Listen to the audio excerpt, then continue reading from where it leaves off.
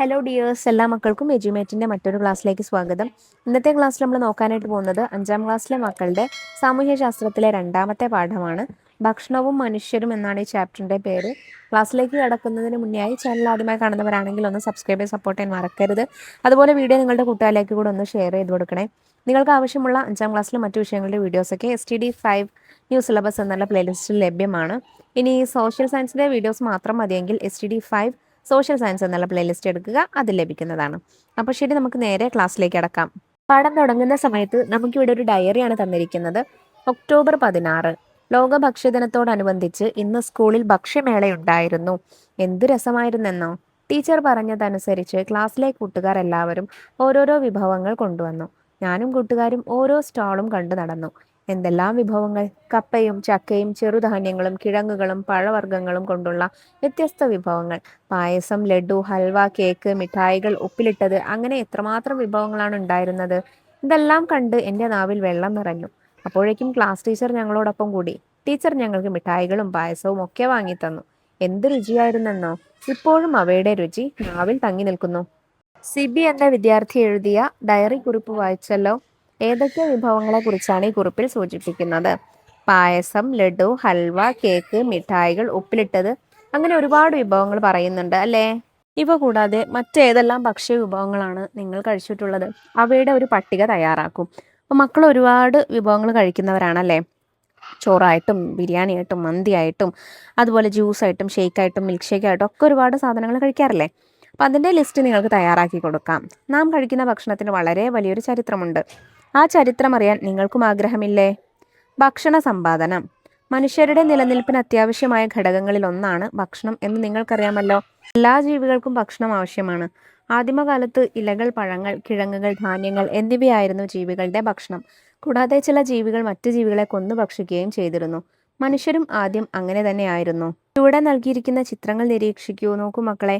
മനുഷ്യർ മൃഗങ്ങളെ വേട്ടയാടി പിടിക്കുന്നത്, അതുപോലെ മീൻ പിടിക്കുന്നത്, കമ്പുകൾ ഉപയോഗിച്ച് മീൻ പിടിക്കുന്നത്, അതൊക്കെയാണ് ചിത്രത്തിൽ തന്നിരിക്കുന്നത്.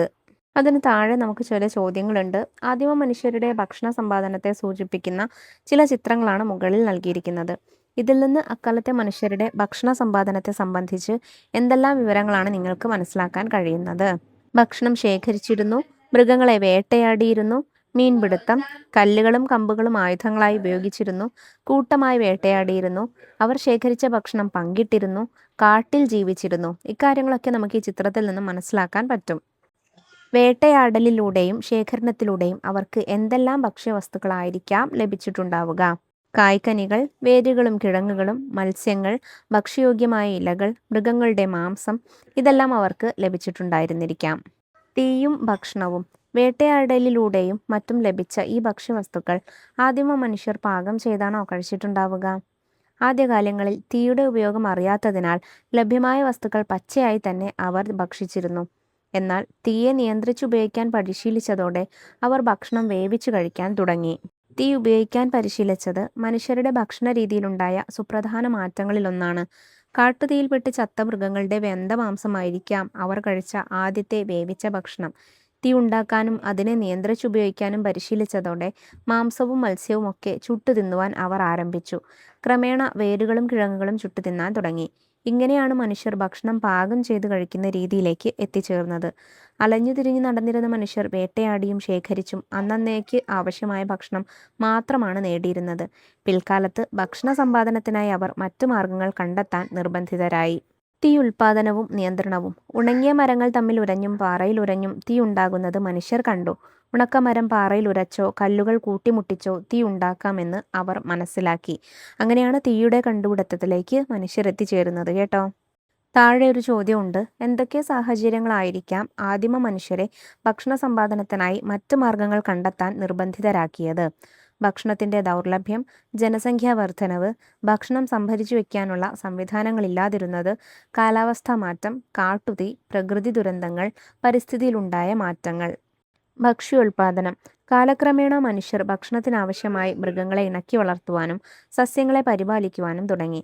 ഭക്ഷണാവശ്യത്തിനായി അവർ ആദ്യം ഇണക്കി വളർത്തിയത് ആട്, ചെമ്മരിയാട് തുടങ്ങിയ മൃഗങ്ങളെയായിരുന്നു.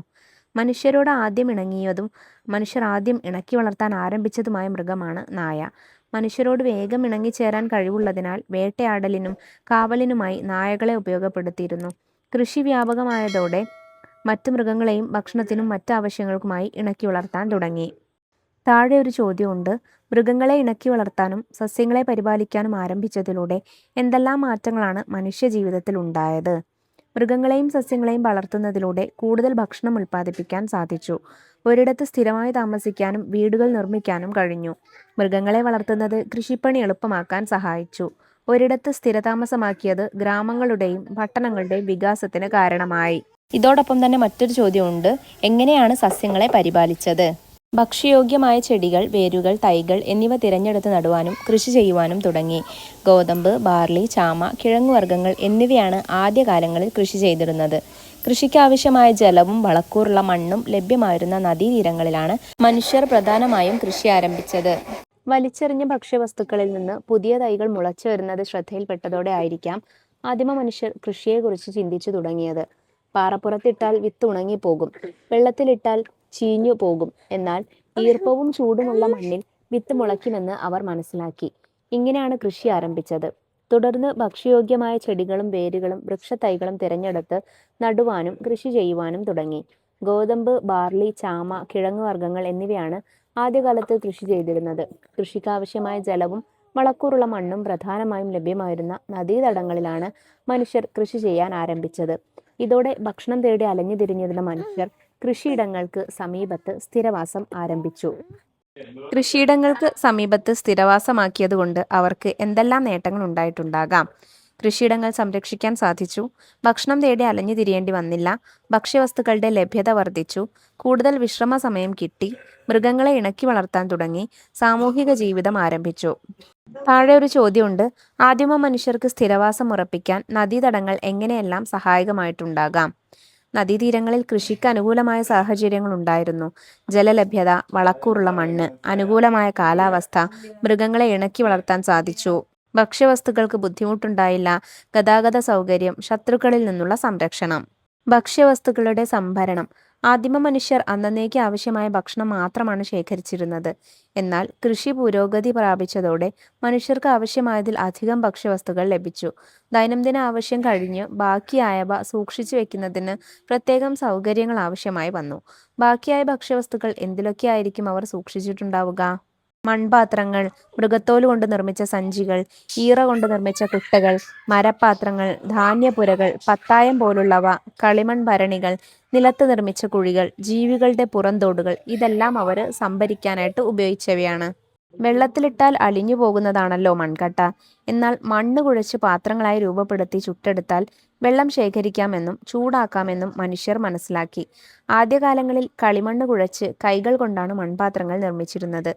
കൃഷി വ്യാപകമായതോടെ ധാന്യങ്ങൾ സൂക്ഷിച്ചു വെക്കാൻ പല വലുപ്പത്തിലുള്ള മൺപാത്രങ്ങൾ ആവശ്യമായി വന്നു. മൺപാത്രങ്ങൾ ആഹാരപാചകം ചെയ്യുന്നതിനും ഉപയോഗിച്ചിരുന്നു. അവ നിർമ്മിക്കാനുള്ള ചക്രം കണ്ടുപിടിച്ചത് മനുഷ്യ ചരിത്രത്തിലെ പ്രധാന വഴിത്തിരിവായിരുന്നു. ഇത് മൺപാത്ര നിർമ്മാണം വ്യാപകമാകുന്നതിന് കാരണമായി. ഭക്ഷ്യധാന്യങ്ങൾ സംഭരിച്ച് സൂക്ഷിച്ചു വെക്കുന്നതിനായി പ്രാചീന കാലത്ത് ധാന്യപ്പുരകൾ നിർമ്മിച്ചിരുന്നതിന് തെളിവുകൾ ലഭിച്ചിട്ടുണ്ട്. എന്താണ് ധാന്യപ്പുര? പ്രാചീന ഇന്ത്യയിൽ നിലനിന്നിരുന്ന നദീതട സംസ്കാരമായിരുന്നു സിന്ധു നദീതട സംസ്കാരം അഥവാ ഹരപ്പൻ സംസ്കാരം. ഇവിടുത്തെ ഏറ്റവും പ്രധാന സവിശേഷതകളിൽ ഒന്നാണ് ധാന്യപ്പുര. അവ ഇഷ്ടിക കൊണ്ട് കെട്ടിയുണ്ടാക്കിയതായിരുന്നു. വിദൂര ഗ്രാമങ്ങളിൽ നിന്ന് ധാന്യങ്ങൾ കൊണ്ടുവന്ന് ഈ ധാന്യപ്പുരകളിൽ സൂക്ഷിച്ചു വെച്ചിരുന്നു. താഴെ ഒരു ചോദ്യമുണ്ട്. നമ്മുടെ നാട്ടിൽ ധാന്യങ്ങൾ സംഭരിച്ചു വെക്കുന്നതിനായി ഭരണികൾ, പത്തായങ്ങൾ എന്നിവ ഉപയോഗിച്ചിരുന്നു. ഇവയ്ക്ക് പുറമെ മറ്റേതെല്ലാം ഭക്ഷണ സംഭരണ മാർഗങ്ങൾ അന്നത്തെ മനുഷ്യർ സ്വീകരിച്ചിരുന്നിരിക്കാം? അവയെക്കുറിച്ച് മുതിർന്നവരോട് ചോദിച്ചറിയൂ. മൺപാത്രങ്ങളും കളിമൺ പാത്രങ്ങളും അലൂമിനിയം, സ്റ്റീല്, ഗ്ലാസ്, ചെമ്പ്, വെങ്കലം തുടങ്ങിയ ലോഹങ്ങൾ കൊണ്ടുള്ള പാത്രങ്ങളൊക്കെ അവരുപയോഗിച്ചിട്ടുണ്ടായിരിക്കാം. താഴെ ഒരു ചോദ്യമുണ്ട്. ആഹാരം പാകം ചെയ്യുന്നതിനും സംഭരിക്കുന്നതിനും ഏതൊക്കെ പാത്രങ്ങളാണ് നിങ്ങളുടെ വീട്ടിൽ ഉപയോഗിക്കുന്നത്? നമ്മളിപ്പോൾ പറഞ്ഞു മൺപാത്രങ്ങൾ, അതുപോലെ സ്റ്റീൽ പാത്രങ്ങൾ, അലുമിനിയം പാത്രങ്ങൾ, വെങ്കലം കൊണ്ടുണ്ടാക്കിയ പാത്രങ്ങൾ, ഇതെല്ലാം നമ്മുടെ വീട്ടിൽ സുലഭമായിട്ട് നമുക്ക് കാണാൻ സാധിക്കുന്നതാണ് അല്ലേ? ഭക്ഷ്യവസ്തുക്കളുടെ കൈമാറ്റം. ആദിമ മനുഷ്യർ ആവശ്യത്തിലധികം വന്ന ഭക്ഷ്യവസ്തുക്കൾ പിൽക്കാല ഉപയോഗത്തിനായി സൂക്ഷിച്ചു വെക്കുക മാത്രമാണോ ചെയ്തിരുന്നത്? അല്ല. അധികം വന്ന ഭക്ഷ്യവസ്തുക്കൾ പിന്നീടുള്ള ഉപയോഗത്തിനായി സംഭരിക്കുക മാത്രമല്ല, അവ ആവശ്യക്കാർക്ക് കൈമാറ്റം നടത്തുകയും ചെയ്തിരുന്നു. അന്ന് എങ്ങനെയായിരിക്കാം ഇത്തരം കൈമാറ്റങ്ങൾ നടന്നിട്ടുണ്ടാവുക? തനിക്ക് ആവശ്യമുള്ള വസ്തുക്കൾ നേടുന്നതിനായി ഓരോരുത്തരും സംഭരിച്ചിരുന്ന വസ്തുക്കൾ മറ്റുള്ളവർക്ക് കൈമാറിയിരുന്നു. ഭക്ഷ്യവസ്തുക്കളുടെ കൈമാറ്റം ദക്ഷിണേന്ത്യയിൽ. ഏകദേശം 1500 വർഷങ്ങൾക്ക് മുൻപ് ദക്ഷിണേന്ത്യയിൽ ഭക്ഷ്യവസ്തുക്കളുടെ കൈമാറ്റം നിലനിന്നിരുന്നതായി സംഘകാല കൃതികളിൽ സൂചിപ്പിച്ചിട്ടുണ്ട്. ഓരോ പ്രദേശത്തുള്ളവരും മറ്റു പ്രദേശങ്ങളിലുള്ളവർക്ക് അവർ സമാഹരിച്ച ഭക്ഷ്യവസ്തുക്കൾ കൈമാറുകയും അവരിൽ നിന്ന് തങ്ങൾക്ക് ആവശ്യമുള്ളവ സ്വീകരിക്കുകയും ചെയ്തിരുന്നു. കടൽ തീരത്ത് താമസിച്ചിരുന്നവർ മറ്റു പ്രദേശങ്ങളിലുള്ളവർക്ക് ഉണക്ക മത്സ്യവും ഉപ്പും കൈമാറി. പകരം മറ്റുള്ളവരിൽ നിന്ന് മറ്റു ഭക്ഷ്യവസ്തുക്കളും വനവിഭവങ്ങളും സ്വീകരിച്ചിരുന്നു. വനപ്രദേശങ്ങളിലുള്ളവർ ഇതര പ്രദേശത്തിലുള്ളവർക്ക് വനവിഭവങ്ങൾ കൈമാറി. സമതലങ്ങളിൽ താമസിച്ചിരുന്നവർ തങ്ങളുടെ കാർഷികോൽപ്പന്നങ്ങൾ ഇതര പ്രദേശത്തിലുള്ളവർക്ക് കൈമാറുകയും ചെയ്തിരുന്നു. ഇതിനെ നമ്മൾ കൈമാറ്റ സമ്പ്രദായം എന്നാണ് പറഞ്ഞിരുന്നത്. എന്താണ് കൈമാറ്റ സമ്പ്രദായം? നാണയ വ്യവസ്ഥ നിലവിൽ വരുന്നതിന് മുൻപ് സാധനങ്ങൾ പരസ്പരം കൈമാറ്റം ചെയ്യുന്ന രീതിയാണ് ഉണ്ടായിരുന്നത്. ഈ കൈമാറ്റ രീതിയാണ് ബാർട്ടർ സമ്പ്രദായം എന്നറിയപ്പെടുന്നത്. ഇത്തരം കൈമാറ്റങ്ങൾ സമൂഹത്തിൽ നിരവധി മാറ്റങ്ങൾക്കിടയാക്കി. സാധനങ്ങളുടെ കൈമാറ്റം കച്ചവടത്തിലേക്ക് നയിച്ചു. അതുവഴി ചന്തകൾ രൂപം കൊണ്ടു. ചന്തകൾ ക്രമേണ കച്ചവട കേന്ദ്രങ്ങളായി വികസിച്ചു. സാധനങ്ങൾ വാങ്ങുന്നതിനും വിൽക്കുന്നതിനുമായി ജനങ്ങൾ കച്ചവട കേന്ദ്രങ്ങളിൽ എത്തുകയും അവ ക്രമേണ നഗരങ്ങളായി മാറുകയും ചെയ്തു. ആദ്യകാലങ്ങളിൽ കേരളത്തിലെ ജനങ്ങൾ ഭക്ഷ്യവസ്തുക്കൾ ശേഖരിക്കുന്നതിനും വിദൂര സ്ഥലങ്ങളിലേക്ക് കൊണ്ടുപോകുന്നതിനും കൈമാറ്റം ചെയ്യുന്നതിനും എന്തെല്ലാം വസ്തുക്കളും മാർഗങ്ങളുമായിരിക്കാം ഉപയോഗപ്പെടുത്തിയിട്ടുണ്ടാവുക? ചർച്ച ചെയ്യൂ. കേരളത്തിലുള്ളവർ ആയതുകൊണ്ട് തന്നെ നമുക്ക് സുലഭമായിട്ട് ഉണ്ടായിരുന്ന തേങ്ങ, നെല്ല്, മറ്റു പച്ചക്കറികൾ, അതുപോലെ ധാന്യങ്ങൾ, പിന്നെ അതുപോലെ സുഗന്ധവ്യഞ്ജനങ്ങൾ, നമ്മളുടെ റബ്ബർ, കുരുമുളക് തുടങ്ങിയിട്ടുള്ള കാര്യങ്ങളൊക്കെ ആയിരിക്കാം അവർ കൈമാറ്റം ചെയ്യാൻ ഉപയോഗിച്ചിരുന്നത്. അത് സ്വീകരിച്ചിരുന്ന മാർഗങ്ങൾ, അതായത് കൊണ്ടുപോകാൻ സ്വീകരിച്ചിരുന്ന മാർഗങ്ങൾ എങ്ങനെയൊക്കെ ആയിരിക്കാം? ഒന്നുകിൽ കച്ചവട കേന്ദ്രങ്ങളിൽ എത്തിക്കുകയായിരിക്കാം, അതല്ലെങ്കിൽ കാളവണ്ടി ഉപയോഗിച്ചോ, അല്ലെങ്കിൽ തോണിയിലൂടെ പുഴ കടന്നോ അങ്ങനെയൊക്കെ ആയിരിക്കാം കൊണ്ടുപോയിട്ടുണ്ടായിരിക്കുക. താഴെ മറ്റൊരു ചോദ്യമുണ്ട്. നഗരങ്ങളുടെ രൂപീകരണത്തെ സൂചിപ്പിക്കുന്ന ഫ്ലോ ചാർട്ട് പൂർത്തിയാക്കുക. സാധനങ്ങളുടെ കൈമാറ്റം, ആ കൈമാറ്റം വഴി കച്ചവടങ്ങൾ രൂപപ്പെട്ടു. കച്ചവടങ്ങൾ കൂടുതലായതോടെ ചന്തകൾ രൂപപ്പെട്ടു. പിന്നെ ഒരുപാട് ചന്തകൾ ചേർന്ന കച്ചവട കേന്ദ്രങ്ങൾ ഉണ്ടായി. ഇങ്ങനെ കച്ചവട കേന്ദ്രങ്ങൾ ഒരുപാടായപ്പോൾ അവ ഓരോന്നും എന്തായി? നഗരങ്ങളായിട്ട് വികാസം പ്രാപിച്ചു.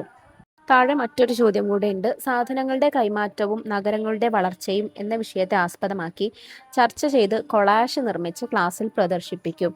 അപ്പം മക്കൾ അത് കൊളാഷ് നിർമ്മിച്ച് എന്ത് ചെയ്യണം? ചിത്രങ്ങളും ന്യൂസ് പേപ്പർ റിപ്പോർട്ട്സും പഴയ കാലത്തെ പുസ്തകങ്ങളിലൊക്കെ ഉണ്ടായിരിക്കും. അതൊക്കെ കളക്ട് ചെയ്തിട്ട് കൊളാഷ് നിർമ്മിച്ച് ക്ലാസ്സിൽ പ്രദർശനം നടത്തുക. ദേശങ്ങൾ കടന്നും ഭക്ഷ്യവസ്തുക്കളുടെ കൈമാറ്റം. ഭക്ഷ്യവസ്തുക്കളുടെ കൈമാറ്റം ഒരു പ്രദേശത്ത് മാത്രമായി ഒതുങ്ങി നിന്നിരുന്നില്ല. ദേശങ്ങൾ കടന്നും ഈ കൈമാറ്റം വ്യാപിച്ചിരുന്നു. പ്രാചീന കാലം മുതൽ തന്നെ നമ്മുടെ നാടിന് വിദൂര ദേശങ്ങളുമായി സാധനങ്ങളുടെ കൈമാറ്റം ഉണ്ടായിരുന്നു. റോമാക്കാർ, ചൈനക്കാർ, അറബികൾ, പേർഷ്യക്കാർ, ജൂതർ എന്നിവരുമായാണ് പ്രധാനമായും കൈമാറ്റം നിലനിന്നിരുന്നത്. താഴെയുള്ള ചോദ്യം നോക്കൂ. ചിത്രത്തിൽ കാണുന്ന സുഗന്ധവ്യഞ്ജനങ്ങൾ തിരിച്ചറിഞ്ഞ് അവ ഓരോന്നിനെയും കുറിച്ച് ലഘുകുറിപ്പ് തയ്യാറാക്കുക. നമുക്കിവിടെ കുരുമുളക്, ഏലക്കായ, ഇഞ്ചി, പട്ട, ഗ്രാമ്പു, ജാതി തുടങ്ങിയിട്ടുള്ള സുഗന്ധവ്യഞ്ജനങ്ങളാണ് തന്നിരിക്കുന്നത്. നമുക്ക് ഓരോന്നിനെ കുറിച്ചും കുറിപ്പെഴുതി നോക്കാം. ആദ്യത്തേത് കുരുമുളക്. സുഗന്ധവ്യഞ്ജനങ്ങളുടെ രാജാവ് എന്നറിയപ്പെടുന്നു. കുരുമുളകിന്റെ ജന്മദേശം ദക്ഷിണേന്ത്യയിലാണ്. പ്രോട്ടീൻ, കാർബോഹൈഡ്രേറ്റ്, കൊഴുപ്പ്, വിറ്റാമിനുകൾ, ധാതുക്കൾ എന്നിവ ധാരാളമായി കുരുമുളകിൽ അടങ്ങിയിട്ടുണ്ട്. കുരുമുളകിന് എരിവ് നൽകുന്നത് പെപ്പറിൻ എന്ന ഘടകമാണ്. ഭക്ഷണ പദാർത്ഥങ്ങൾക്ക് രുചിയും മണവും നൽകാനും ഔഷധമായും കുരുമുളക് ഉപയോഗിക്കുന്നു.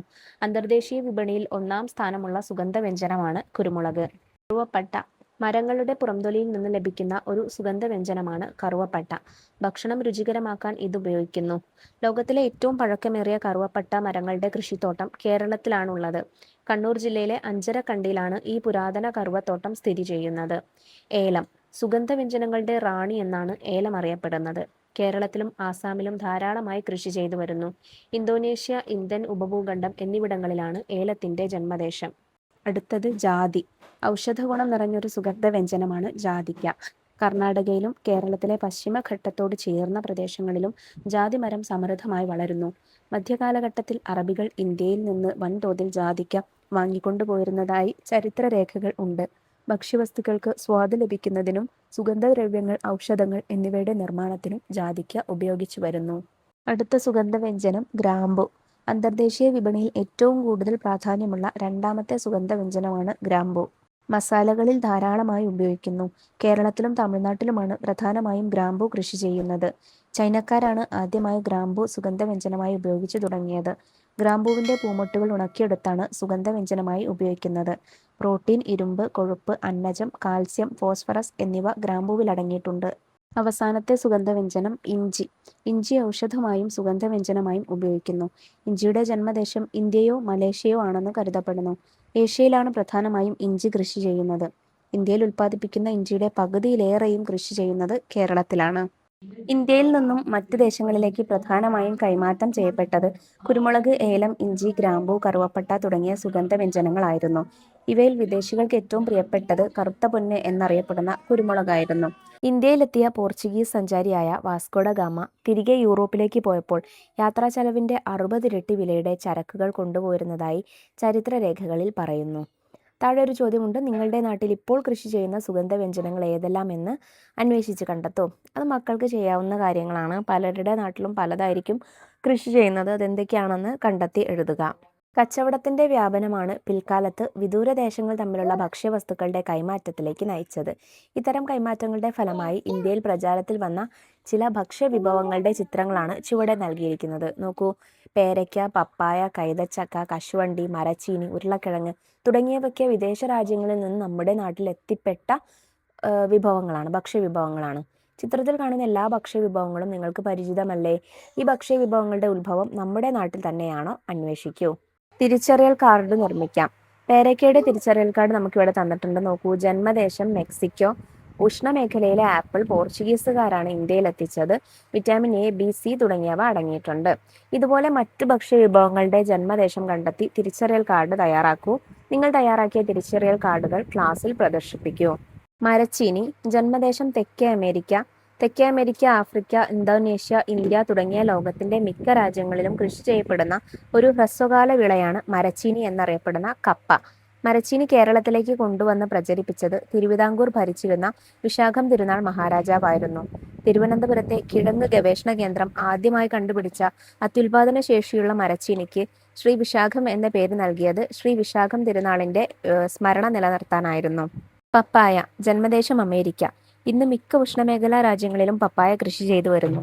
പോഷകമൂല്യങ്ങളുടെ കാര്യത്തിൽ വളരെ മുൻപന്തിയിൽ നിൽക്കുന്ന ഒരു പഴമാണ് പപ്പായ. ഇരുമ്പ്, calcium, vitamin A, B, C തുടങ്ങിയവ പപ്പായയിൽ ധാരാളമായി അടങ്ങിയിരിക്കുന്നു. അടുത്തത് കൈതച്ചക്ക. ജന്മദേശം ബ്രസീല്. സ്വർഗീയ ഫലം എന്ന് വിശേഷിപ്പിക്കുന്നു. ഇന്ത്യയിൽ കൈതച്ചക്ക പ്രചരിപ്പിച്ചത് പോർച്ചുഗീസുകാരാണ്. ദഹനത്തിന് വളരെ അനുയോജ്യമായ ഫലമാണ് കൈതച്ചക്ക. അടുത്തത് കശുവണ്ടി. ജന്മദേശം ബ്രസീൽ. പോർച്ചുഗീസുകാരാണ് ഇന്ത്യയിൽ കശുവണ്ടി പ്രചരിപ്പിച്ചത്.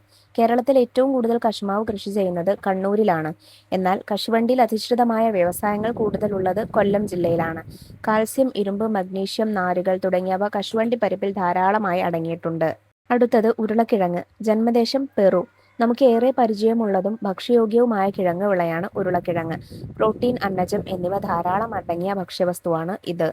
ഭക്ഷ്യവിഭവങ്ങളുടെ കൈമാറ്റം ഇപ്പോഴും തുടരുന്നുണ്ട്. കച്ചവടത്തിനു പുറമെ തൊഴിൽ തേടിയും വിദ്യാഭ്യാസത്തിനും വിനോദത്തിനും മറ്റുമായി ലോകത്തിന്റെ വിവിധ ഭാഗങ്ങളിലേക്ക് മനുഷ്യർ ഇന്നും സഞ്ചരിച്ചുകൊണ്ടിരിക്കുന്നത് ഈ വിനിമയം കൂടുതൽ വ്യാപകമാക്കുന്നു. താഴെ ഒരു ചോദ്യമുണ്ട്. കച്ചവടത്തിന്റെ വ്യാപനം വിദൂരദേശങ്ങൾ തമ്മിലുള്ള ഭക്ഷ്യവസ്തുക്കളുടെ കൈമാറ്റത്തിലേക്ക് നയിച്ചതെങ്ങനെ? ഭക്ഷ്യവസ്തുക്കളുടെ കൈമാറ്റം ഒരു പ്രദേശത്ത് മാത്രമായി ഒതുങ്ങി നിന്നിരുന്നില്ല.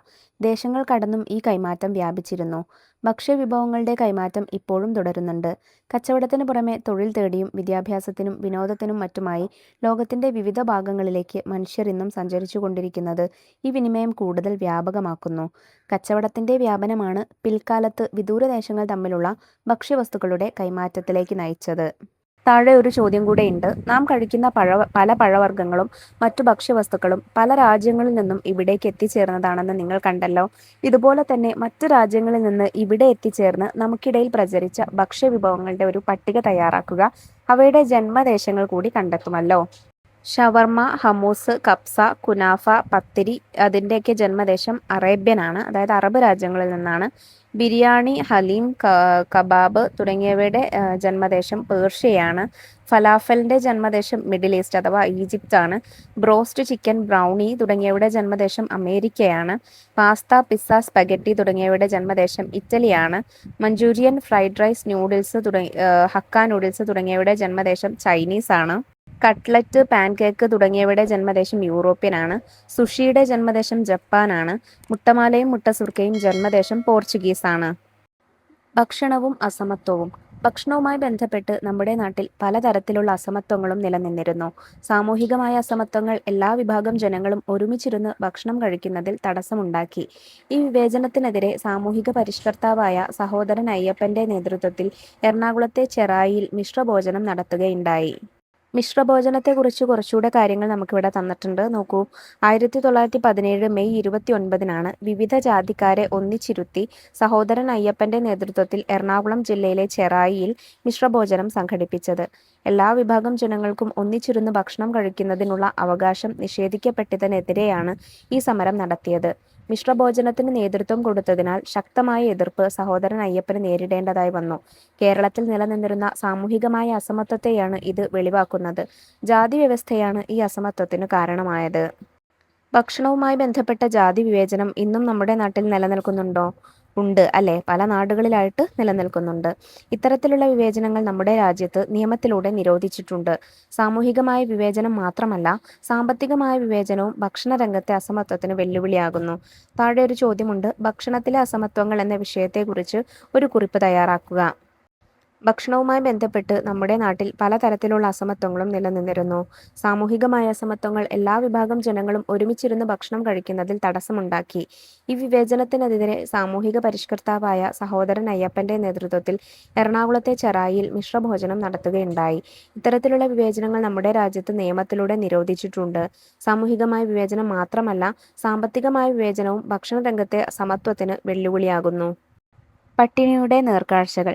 ഈ വാർത്താ തലക്കെട്ടുകൾ ശ്രദ്ധിക്കൂ. കാലാവസ്ഥാ വ്യതിയാനം, രാജ്യത്തെ പട്ടിണി വർദ്ധിപ്പിക്കുമെന്ന് റിപ്പോർട്ട്. വിശന്നു കരയുന്ന കുട്ടികൾ, സിറിയയിൽ കൊടും പട്ടിണി, ഉക്രൈനിലെ യുദ്ധം, ആഗോള ഭക്ഷ്യ പ്രതിസന്ധി രൂക്ഷമാകും. അതിരൂക്ഷമായ വരൾച്ച, സൊമാലിയയിൽ ലക്ഷക്കണക്കിന് കുട്ടികൾക്ക് ഭക്ഷണമില്ല. എന്തെല്ലാം വിവരങ്ങളാണ് ഈ വാർത്തകളിൽ നിന്ന് നിങ്ങൾക്ക് മനസ്സിലാക്കാൻ കഴിയുന്നത്? ലോകത്തിന്റെ വിവിധ ഭാഗങ്ങളിൽ ഇന്നും പട്ടിണി നിലനിൽക്കുന്നുണ്ട്. കാലാവസ്ഥയിലുണ്ടാകുന്ന മാറ്റങ്ങൾ മൂലം രാജ്യങ്ങളിൽ പട്ടിണി വർദ്ധിക്കുന്നു.